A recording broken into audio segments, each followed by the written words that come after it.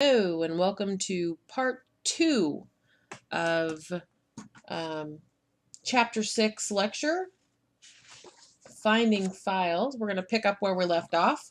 We were in File Explorer. We had just talked about drive letters and how when you plug a flash drive in, it takes the next available drive letter.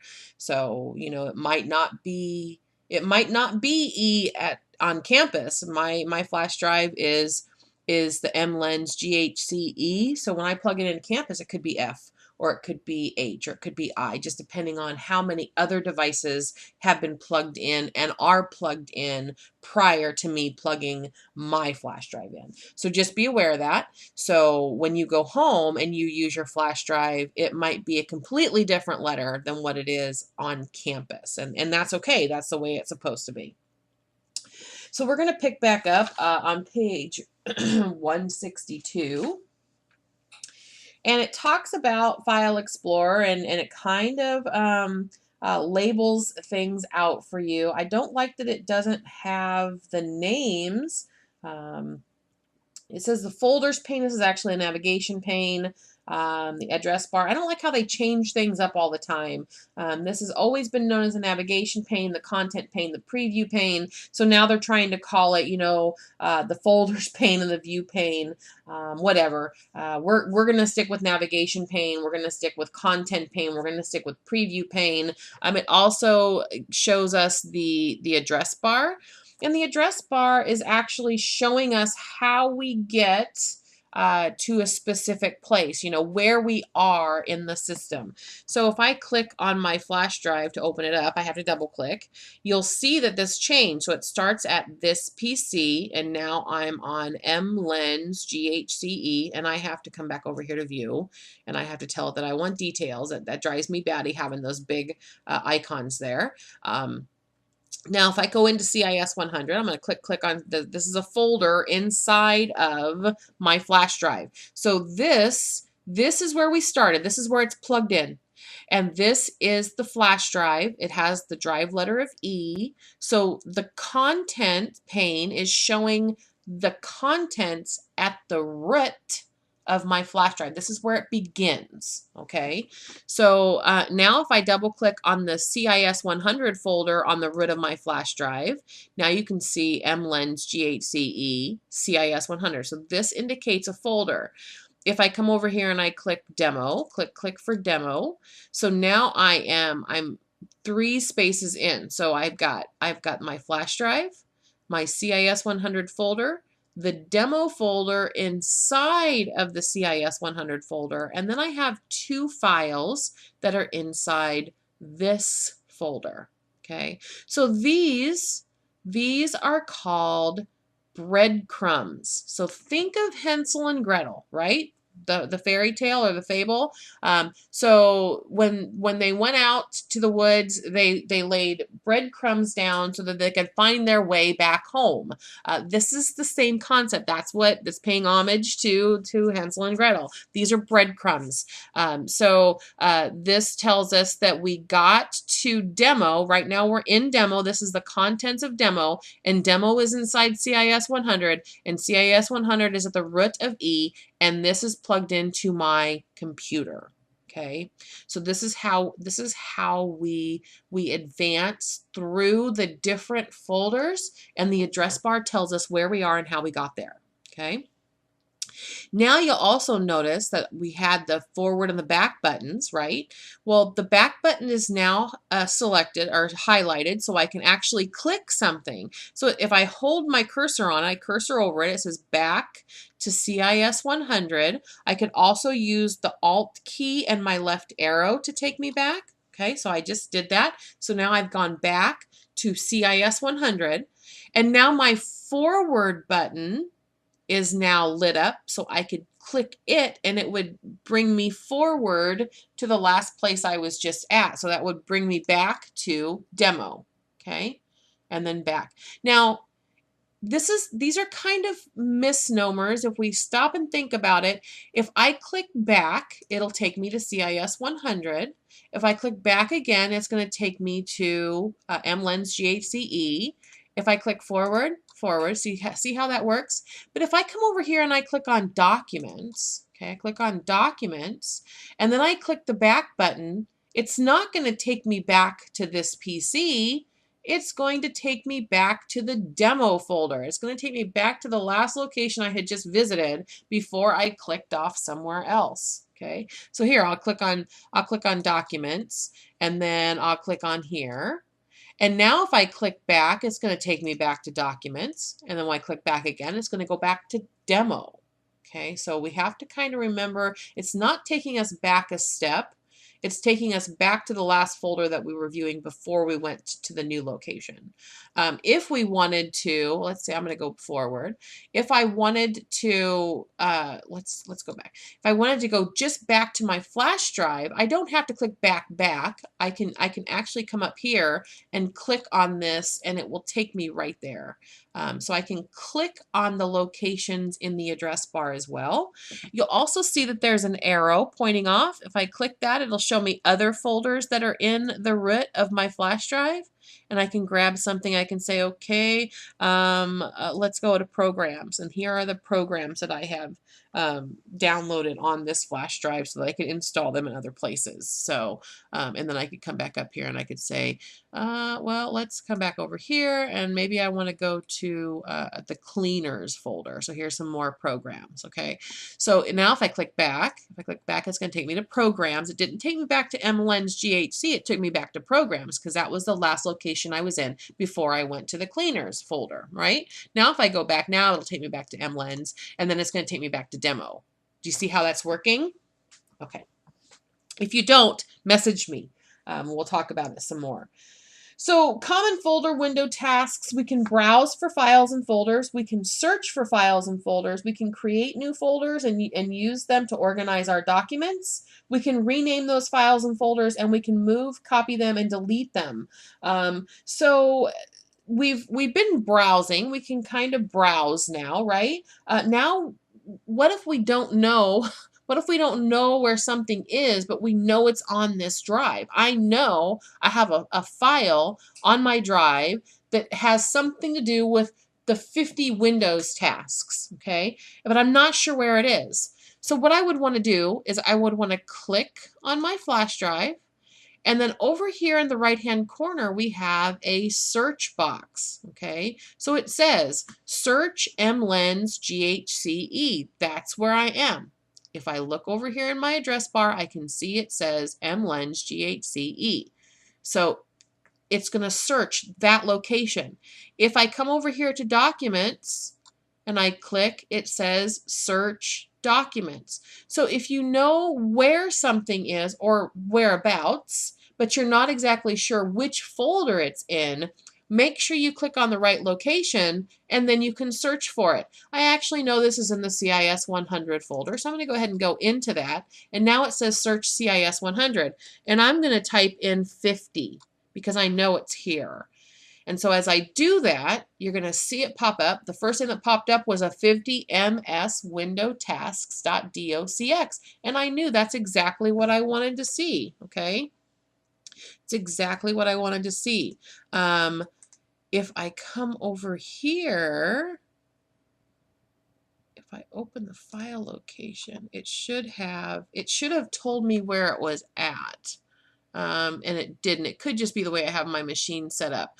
But see here it says it's an MLens GHC, CIS 100, and the blank folder. So here's my 50ms Windows tasks. And if I open that up, then I can see all these things that we need to be able to do by the time the quarter ends. Okay, but don't worry, you'll be fine, and I'll give this to you probably in the next couple of weeks. So, and I'm going to go ahead and minimize that. We just talked about that. Okay, so now if I go back, it's going to take me back to my search results. And let's do this and turn off the preview pane. There we go. All right. So typically when you search, you're going to see the path You're going to see the path of where that file is located. So 50 mswindowtasks.docx, which was modified on 10/27/2013, is in the E drive, so that we know that's my flash drive, the CIS 100 folder, the blank folder. Okay, so this one is in blank. This one is in blank CIS 100. So there's another folder inside a blank named CIS 100 that has this file as well. So I have 2 copies of it in 2 different locations. So the path, and I know we've talked a little bit about paths. Every file has a path. You can't get around it. It has a path, and the full path includes its name. So this would be E://CIS100/blank/50 mswindowtasks.docx. That would be the entire path for that particular document. This one would be E://CIS100/blank/CIS100/50 mswindowtasks.docx. There would not be a slash behind the .docx. That is the file extension. If you put a slash behind there, it makes it think that that's a folder. So the folders are enclosed in these slashes. Okay, so we know this is a folder. This is a folder. This is a folder.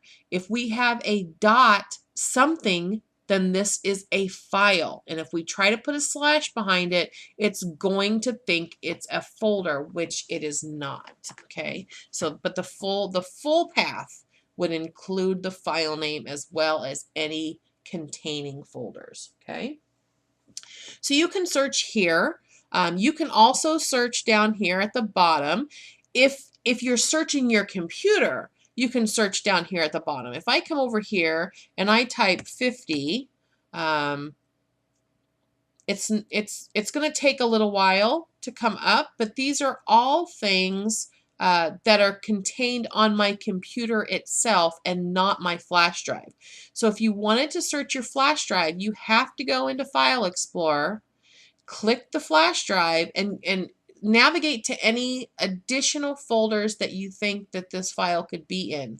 You can also search for folders too. So if I come over here and I say, let's see, where's one? Let's do Windows 10, because I have a couple of those. So I can search for folders as well, and it's going to work on it a little bit. You can see the green bar. See the green bar going across? It's searching my entire flash drive. And remember, there was like 13 or 12 gigabytes of information on it. So we might have to wait just a couple of seconds here for it to pop up. But I should start seeing some results shortly. Maybe. It's trying to be cranky. I have more resolve than you do, though, computer, so I will wait.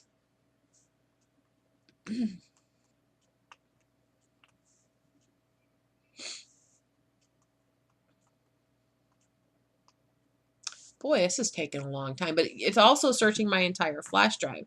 So that's why if you can narrow it down, it won't take as long, right? So if you can narrow it down and say, oh, I think it's in my homework folder, but I'm not sure, which class it is in. Then you can narrow it down to the homework folder and search just the homework folder versus searching the entire contents of your flash drive. Just a quick note, when we looked at the properties of my flash drive, it showed that I had a total size of 14.5 gigabytes, and I had 2.55 gigabytes free, and then the rest of it was being used, like I think almost 12. But I said it was a 16 gigabyte flash drive, right? So why is it only giving me 14.5? You're going to see this kind of thing when it comes to drives on computers, because they can't use the entire space that's provided. It's using part of it for caching, C-A-C-H-I-N-G, caching. And so it uses part of it for the memory so that it can maintain and hold that connection to the device. So remember I said, you know, you plug in your flash drive and the computer has to make a connection with it. So that's where that connection's being held, is in that space that you can't access as storage. So this is just, I don't have as much resolve. I'm going to close the search. You know, if we come down here and take a look, I should have had a Windows 10 folder inside of the GHC Community Education. So here's a Windows 10 folder. I had a couple of them inside of CIS 100. So it was just taking too long, and I wasn't going to do that. Let's try to find a different folder. Let's just try to find a folder inside of CIS 100 that's kind of buried. Let's do overrun. Let's just do attendance. Let's just do attendance. I think that's easy enough. So I went into CIS 100 because I know that there's some attendance stuff inside of that. So what I did is I just type in ATTN and it automatically says, oh, here you go. This is everything that has those letters in it. So here's my BA 140 attendance, and this is a folder. And here's attendance, and it's a folder. And here's attendance, and it's a folder. And it gives me the location. These are all locations. So you can search for folders and files using the search box. Don't forget about the search box. Seriously, if you start using it, it's going to become very handy for you. And in some of the future assignments we're going to be doing, you're going to have to use it, because I'm not going to tell you where things are at. You're going to have to use the search to find it. So just be aware of that. Okay, so I'm going to go ahead and close that. I'm going to close my search criteria here, and I'm back to just the normal screen. Then we can create some folders, right? So yeah, I've got a lot of folders here. I got a lot of files, but how did I create those folders? There's a couple different ways to do that. So at the root of my flash drive, I have a bunch of different things, and you'll notice I have some demos for different things. And I think I did this one in class. I'm gonna go ahead. Actually, this was a night class I was teaching. So anyway, I'm gonna delete this. Just right click, and I'm gonna delete. And here's one thing that we need to be aware of too with a flash drive is when you delete something, this is the informational box that pops up. Now let's take a look at this verbiage. It says, are you sure you want to permanently delete this folder? Let's go back and read that again. Are you sure you want to permanently delete this folder? What does permanently mean? Okay, so let's take a look at that. Permanently. Definition. Oops, let's go back over here. Permanently. Definition. Permanently. In a way that lasts or remains unchanged indefinitely for all time, okay? Forever, forevermore, okay? So that means that it is going to be deleted forever. You cannot pull it back, all right?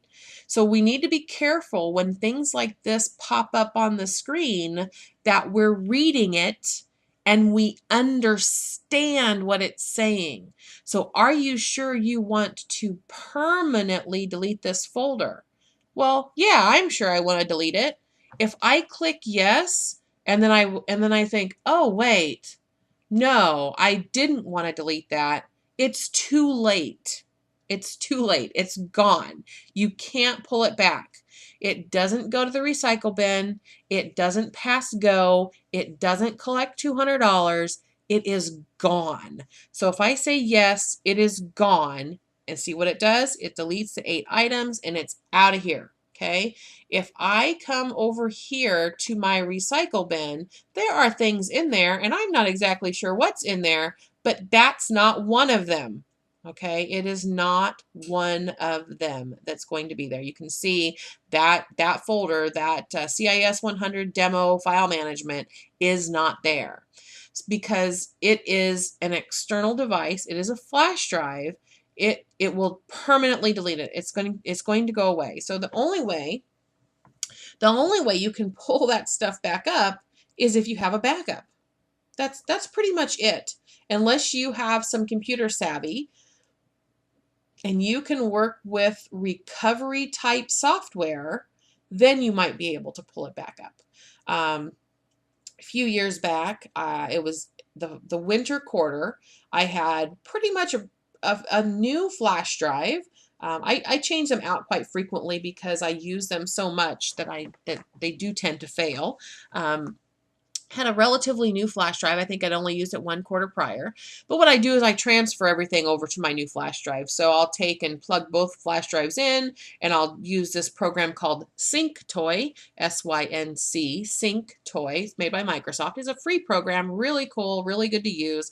But I'll plug them both in and I'll say, okay, make a backup from this device to this device. And it'll take a little while to do, but then I have everything that was on the old flash drive onto the new flash drive, and then I throw the old flash drive in a drawer, just as a backup if I need it. But I was in my office and was working on curriculum for that night. I was teaching a 102 class in the evening.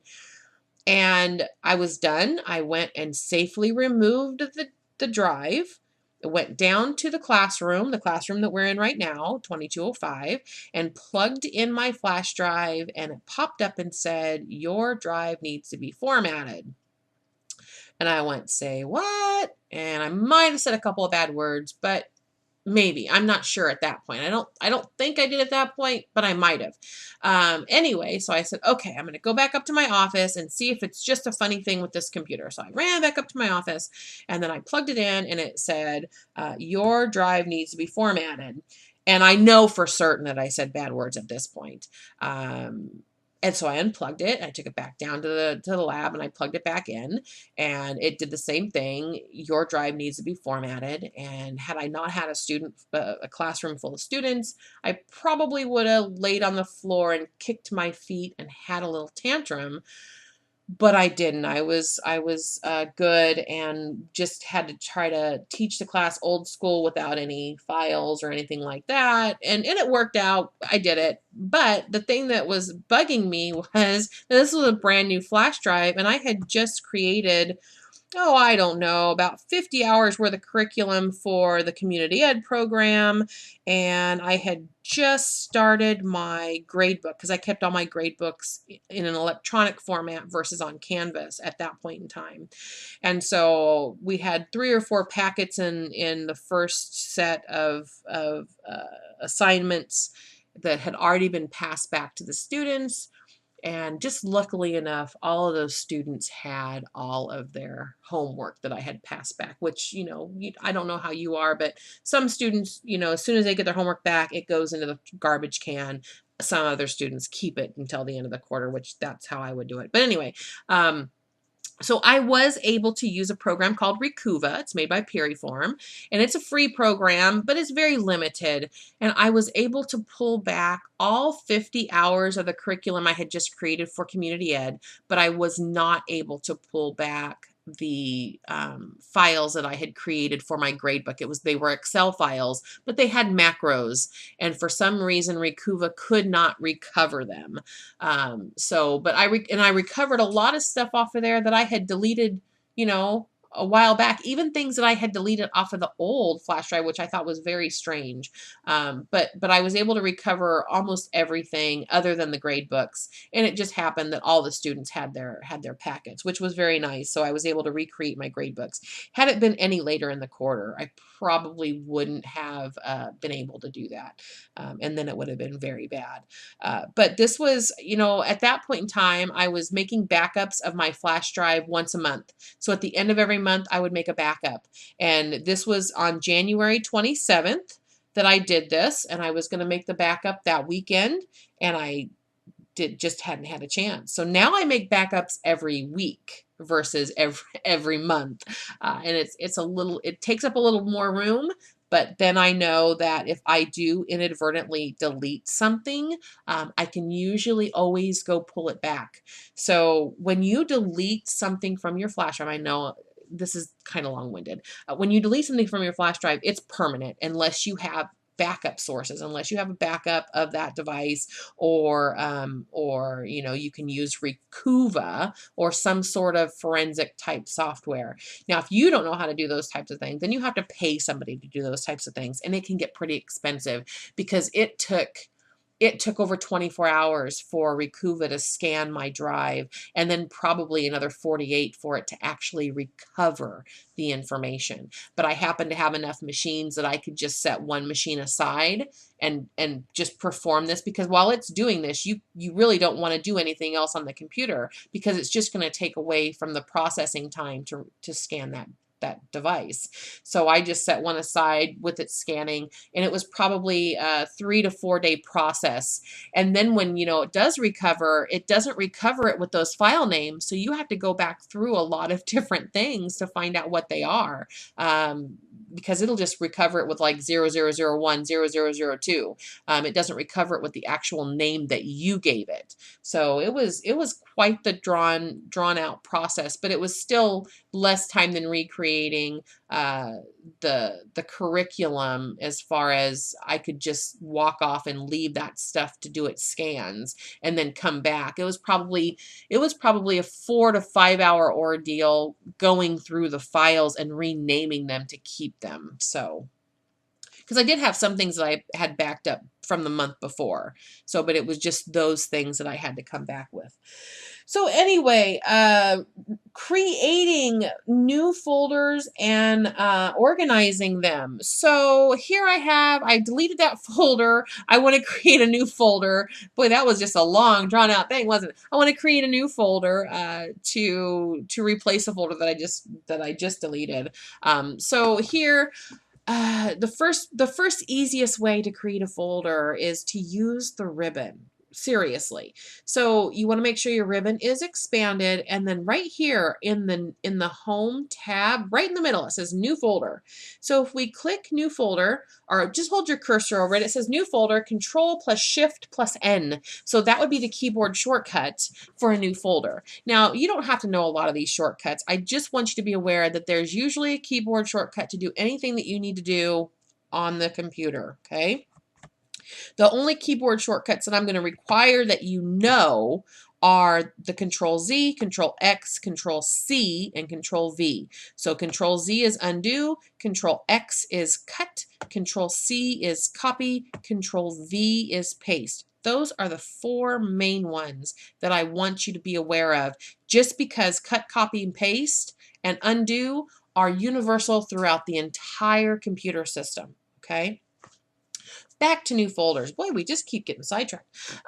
New folder. So I'm going to go ahead and click the new folder button up here. And what's going to happen is, did you see down at the bottom? Here at the bottom, I have this new folder, and it's got a box around it, and new folder is highlighted, right? So what that's saying is the system is saying, okay, we've created this new folder. Now you need to rename it, because we gave it a temporary name of new folder, and you don't want to leave it as new folder, because new folder means absolutely nothing to you, okay? So we need to name it something. So at this point, we want to name it CIS 100, and this is Demo File Management. Now that's kind of a long name, and I probably wouldn't name a folder something that long in most cases. But for the intents and purposes here, this is what we're going to do. So at this point, I still have my flashing cursor, and I can click off anywhere on the screen, or I could just simply press enter. I was already typing. It's just as easy to pull your pinky over there and press enter. Okay, so it's going to go ahead and accept that change. Now, Melissa, you said that it was going to be alphabetical. Well, it is, but right now it's stuck at the bottom. If we right-click somewhere and we say refresh, it's going to move up just where it needs to be. So here is our CIS 100 Demo File Management. And so remember that refresh, because if you save something and you don't see it where you think it should be, if you refresh the content pane, then it'll pop up. It'll pop up. So here we have the CIS demo file management. If we double click on it to open up, there is nothing there, okay? Because it's an empty folder. We haven't put anything in there yet. So we want to put some more folders in there. So we might want to do, this time, instead of clicking the new folder button, I'm going to actually use the keyboard shortcut, which is Control Shift and N. Okay, so I just did hold Control down, hold Shift down, press N, let go of them both. Okay, same thing, pops up with a box around it. New folder is highlighted. It says you need to rename me. You don't have to click in there. You don't have to press backspace. You don't have to press delete. All you have to do is start typing. If we click in there, look what happens. So I'm going to click in here, and now I'm going to